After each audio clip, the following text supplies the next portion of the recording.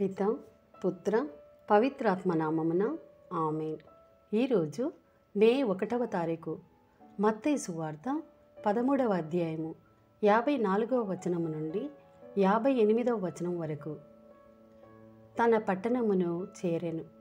అచ్చట ప్రార్థనా మందిరములో ఉపదేశించుచుండగా ప్రజలు ఆశ్చర్యచకితులై, ఇతనికి ఈ జ్ఞానము, ఈ అద్భుత శక్తి ఎచట నుండి లభించినవి అని అనుకొనిరి.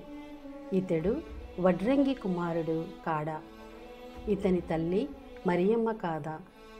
యాకోబు, యోసేపు, సీమోను, యూదాలు ఇతని సోదరులు కారా?